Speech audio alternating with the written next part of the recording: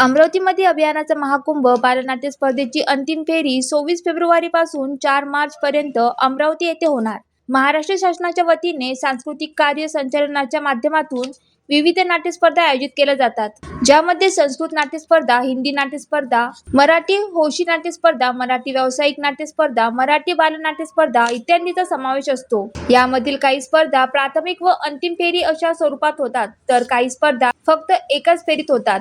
जवळपास 60 वर्षापेक्षाही अधिक कालावधीपासून या स्पर्धा संपन्न होत आहेत। यावर्षी पहिल्यांदाच नाट्य स्पर्धेची अंतिम फेरी अमरावतीमध्ये आयोजित होत आहे। सांस्कृतिक कार्य मंत्री ॲडव्होकेट आशिष शेलार व सांस्कृतिक कार्य विभागाचे सचिव डॉक्टर किरण कुलकर्णी यांच्या मार्गदर्शनाखाली बालनाट्य स्पर्धेची अंतिम फेरी पार पडणार असल्याचे सांस्कृतिक कार्य संचालक श्री विभीषण चौरे यांनी नमूद केले आहे। अमरावतीचे प्रतिनिधी म्हणजे खासदार डॉक्टर अनिल गोंडे, माजी खासदार नवनीतजी राणा, आमदार रवी राणा, आमदार प्रवीण तायडे, आमदार राजेश वानखडे, आमदार प्रसाददादा अडसर आदी मान्यवरांच्या विशेष प्रयत्नांमधून ही स्पर्धा अमरावती येथे आयोजित होत आहे।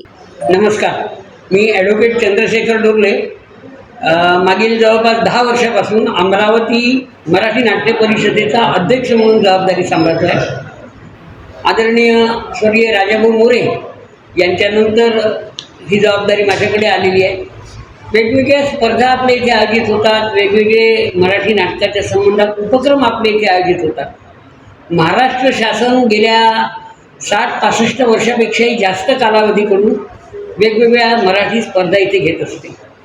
आजपर्यंत अंतिम स्पर्धा घेण्याचा अमरावतीकरांना कधी चान्स मिळाला नव्हता। यावेळेला अमरावतीतील सर्व लोकप्रतिनिधींनी मदत केली। डॉक्टर बोंडे असोत, आदरणीय नवनीतजी राणा असोत, रवीभाऊ राणा असोत, राजेशजी वानखडे असो, प्रवीणजी तायडे असो, प्रतापदादा अडसळ असो, या लोकांनी प्रत्यक्ष पत्र दिलेत आम्हाला।